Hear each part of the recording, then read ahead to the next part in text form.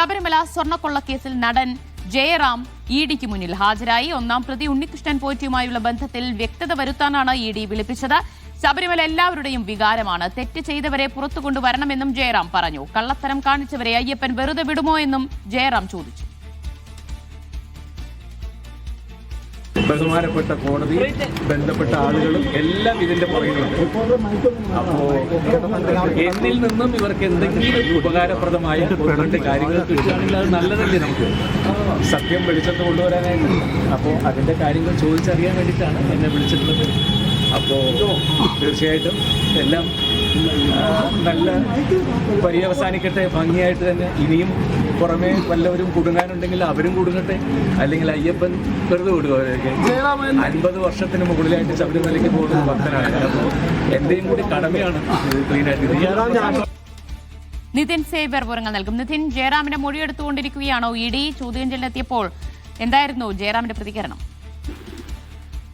ശബരിമല സ്വർണ്ണക്കൊള്ളയുമായി ബന്ധപ്പെട്ട് ജയറാമിന്റെ ചോദ്യം ചെയ്യൽ പുരോഗമിക്കുകയാണ്. ജയറാം 11 മണിയോടെയാണ് ജയറാം എൻഫോഴ്സ്മെന്റ് ഡയറക്ടറേറ്റിന്റെ ഓഫീസിൽ ചോദ്യം ചെയ്യലിന് ഹാജരായത്. ഉണ്ണികൃഷ്ണൻ പോറ്റിയുമായുള്ള ബന്ധമാണ് പ്രധാനമായും എൻഫോഴ്സ്മെന്റ് ഡയറക്ടറേറ്റ് ജയറാമിൽ നിന്ന് പരിശോധിക്കുന്നത്. താൻ ഇതുമായി ബന്ധപ്പെട്ട് നേരത്തെ ഉണ്ണികൃഷ്ണൻ പോറ്റിയുമായി തനിക്ക് സൗഹൃദം മാത്രമാണുള്ളതെന്നായിരുന്നു ജയറാം പറഞ്ഞിരുന്നത്.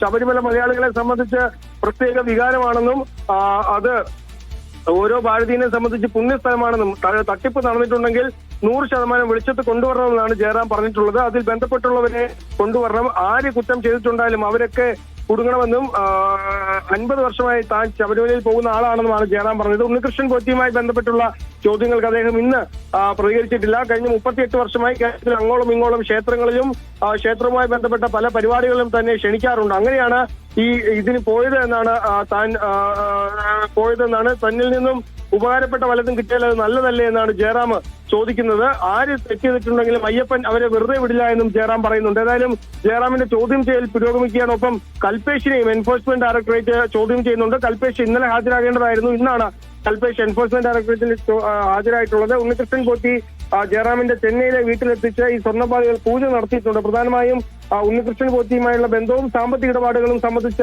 പരിശോധനയാണ് എൻഫോഴ്സ്മെന്റ് ഡയറക്ടറേറ്റ് ജയറാമിൽ നിന്ന് പരിശോധിക്കുന്നത്.